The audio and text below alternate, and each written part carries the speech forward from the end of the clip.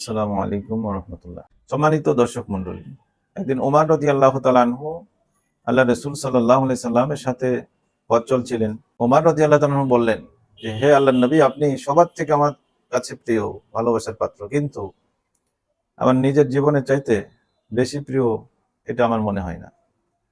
তখন আল্লাহর নবী তাকে বলেছিলেন যে, ওমর, তুমি যদি তোমার জীবনের চাইতে আমাকে বেশি ভালোবাসতে না পারো, তাহলে পূর্ণাঙ্গ মুমিন হতে পারবে না। ওমর রাদিয়াল্লাহু তাআলা আনহুর মতো একজন ঈমানদার ব্যক্তি, তাকে আল্লাহর নবী এই কথা বলছেন। কিছুদিন পরে বা কিছু সময় পরে ওমর রাদিয়াল্লাহু তাআলা আনহু বিষয়টি নিয়ে ভাবলেন, অনুশীলন করলেন। আর যখন তার আত্মবিশ্বাস হলো যে তার জীবনের চাইতে আল্লাহর নবীকে বেশি ভালোবাসতে পেরেছেন, তখন এসে তিনি বললেন যে, হে আল্লাহর নবী সাল্লাল্লাহু আলাইহি সাল্লাম, আমি এখন আল্লাহর কসম করে বলছি যে আপনি এখন আমার কাছে সবচেয়ে প্রিয় ব্যক্তি, এমনকি আমার জীবনের চাইতেও।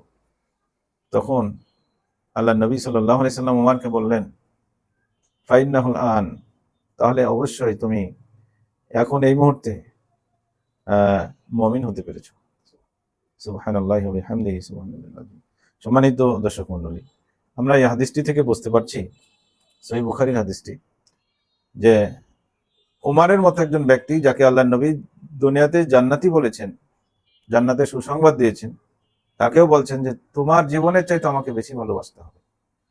তো ভালোবাসার অর্থটা হচ্ছে এটাই যে আল্লাহর নবীকে অনুসরণ করা, আল্লাহর নবীর সুন্নাহ, তার জীবন যাত্রা, তার জীবনের সমস্ত আদর্শগুলো ফলো করে চলাই হচ্ছে ভালোবাসা। আমরা চেষ্টা করবো এই হাদিসটির উপরে আমল করার, ইনশাআল্লাহ। আজকের হাদিসটি সহিহ বুখারী থেকে বর্ণিত হয়েছে, হাদিস নাম্বার ৬৬৩২।